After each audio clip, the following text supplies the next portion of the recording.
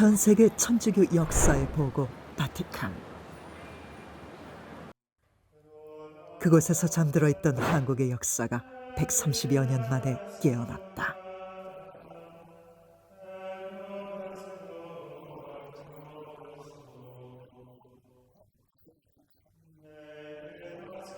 Questo è un documento molto importante per la storia della Corea e anche per la nostra biblioteca. 바티칸 도서관에서 발견된 한국 천주교 역사의 한 조각. 두루마리 신자 명단은 왜 작성했을까? 교황에게 왜 전달된 것일까? 2019년 9월 바티칸 도서관에서 책임자가 찾아왔다. 한국교황청 수교 60주년을 맞아 관계사 연구를 진행하기 위해서다. 2018년 대통령의 교황청 방문 이후 시작된 일. 당시 해당 업무를 이끌었던 류한영 신부. 그 당시를 어떻게 기억할까?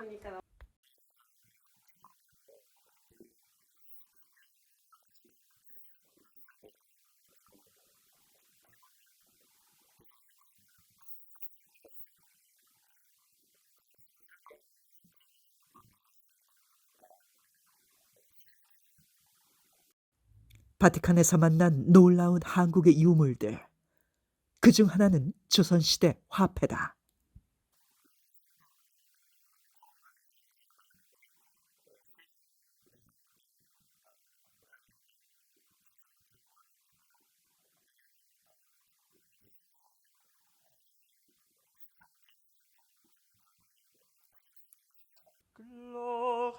비유 구세의 홀령, 형언할 수 없는 하느님을 정성스럽게 필사해 교황청으로 보낸 필사본도 있었다.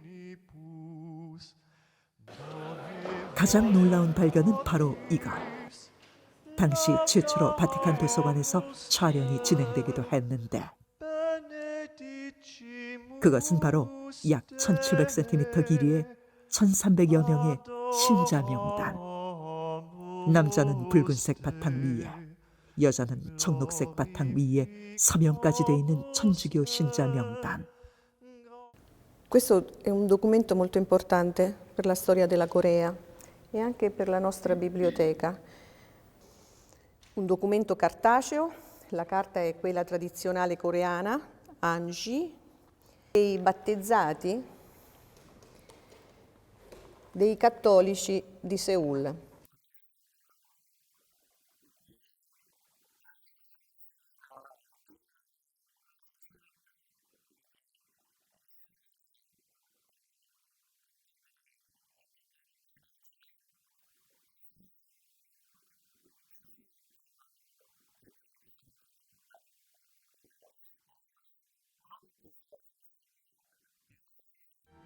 그렇다면 이 신자 명단은 누가 왜 교황에게 보냈을까?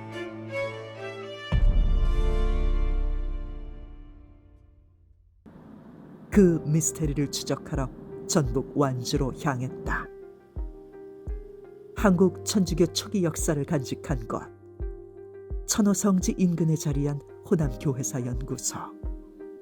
여기서 신자 명단의 비밀을 연구한 서종태 교수를 만났다. 2020년 신자 명단의 비밀을 찾아가는 과정을 논문으로 작성했는데 천주교 중앙협의회 의뢰로 시작한 일. 단서는 오직 신자 명단뿐이었다. 여기 선교사들이 나오잖아요. 특히 여기 불랑주교는 주교로서 사시는 시기가 굉장히 짧지 않아요. 그래서 1차적으로 이제 이 문서가 작성된 시기를 불랑주교 재임기로 이제 한정할 수 있잖아요. 그러면 이제 나머지 이제 그 선교사들을 이제 그 조사를 해봤어요. 불랑주교회 신자 명단에 오른 4명의 신부들. 그들이 서울에서 함께 일했던 시기를 확인했다. 1887년 3월부터 1890년 2월 사이. 신자 명단도 당시 서울교구 명단과 거의 일치했다. 서울 문 안과 문 밖에 신앙생활을 하고 있던 사람은 다 들어갔다고 보면 되죠. 이 문서만 가지고는 이게 뭐에 관한 건지 알 수가 없잖아요. 반드시 원 문서가 있었을 거예요. 이 문서 자체가 굉장히 정성스럽게 만들고 아름답게 만들어졌잖아요. 그러니까 이런 거는 축하하는 경사를 만났든지 정성스럽게 뭘 요청하면서 첨부한 문서일 가능성이 많거든요. 이 시기에 어떤 어려운 문제를 이렇게 해결하면서 그걸 도와달라고 요청했던 문서가 아닐까. 그러면 불랑주교 이때에 교회가 직면한 어려운 문제가 뭐였느냐. 그래서 찾아봤더니 1883년부터 88년까지 오늘날 명동 성당 있는 자리죠. 그걸 종현 언덕이라고 하는데요. 거기에서 이제 문제가 생겼는데 왕들의 영정을 모시고 있는 건물하고 이제 가까이 있다는 거예요. 천주교가 구입한 명동성당 부지에 대해 조선 왕실과 소유권 분쟁이 생긴 것. 당시 분쟁 과정에서 신자들을 체포해 옥에 가두는 일이 발생한다. 저 신자들을 잡아서 가두겠다고 그렇게 이제 나와요. 처벌하겠다고 협박을 하면서 땅을 내놓고 성당 부지를 딴 데서 구하라. 그때 초대 프랑스 공사 콜랭드 플랑시가 부임해 성당 부지 문제에 대해 적극 중재에 나선다. 종현 언덕에다가 성당을 지을 수 있는 그런 것까지도 이제 다 이제 그 권리를 확보하게 되죠. 얼마나 고마워요.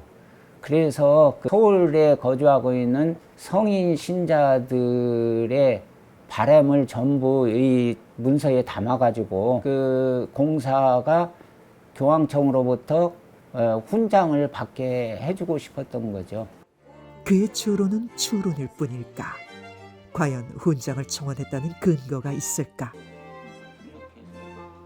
서종태 박사는 뜻밖의 소식을 듣는다. 학술 심포지움에 참여한 연구자가 그의 추론을 뒷받침할 블랑주교의 편지를 찾았다는 것. 그 편지의 내용은 과연 무엇이었을까?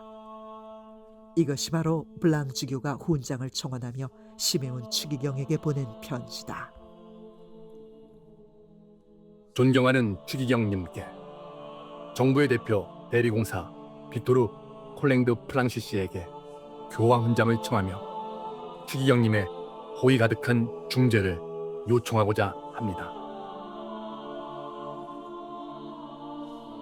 그가 1888년 6월에 도착했을 때 우리는 조선 정부와 매우 어렵고 난감한 처지에 놓여 있었습니다. 조선 관료들의 관심을 산 덕분에 우리가 우려하던 일들은 일어나지 않았습니다. 오히려 우리는 모든 어려움이 하나하나 사라지는 것을 보며 기뻐하였습니다.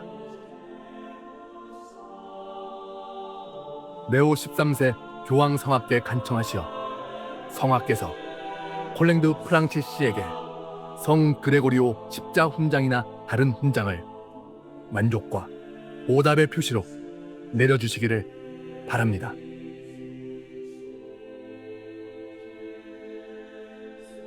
장 구스타프 프랑.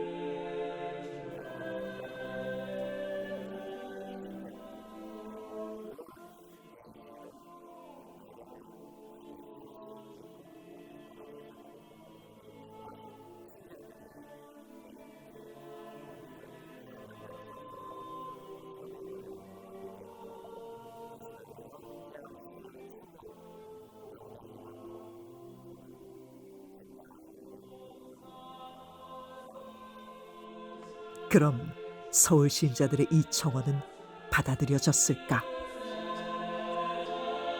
사랑하는 아들 빅토르 콜랭드 프랑시, 조선 주재 프랑스 공화국 대표에게 교황 레오 13세,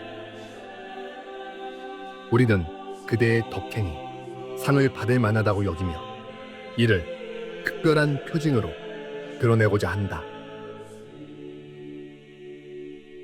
혹시 어떤 이유로든 교회 법상 파문이나 금지령, 기타 형벌을 받았을지라도 우리는 이를 모두 사면하고 면제하며 이 문서 하나로 인하여 이미 면벌된 것으로 간주한다.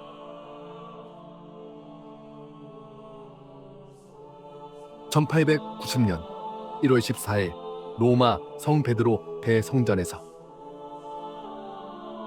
불법으로 그 신자들을 괴롭힌 사람을 잡아다가 이렇게 매질도 하고 고문도 하고 뭐 그러니까 신앙의 자유는 그냥 얻어진 것이 아니에요. 그 다툼을 통해 가지고 하나씩 신앙의 자유가 넓혀져 가는 거예요. 1898년 완공한 명동 성당. 당시 건물을 지을 때 평신도들이 직접 참여하기도 했다. 박해를 견뎌내며 지은 성당은 이후 종교를 넘어 민주화의 성지 역할까지 했다.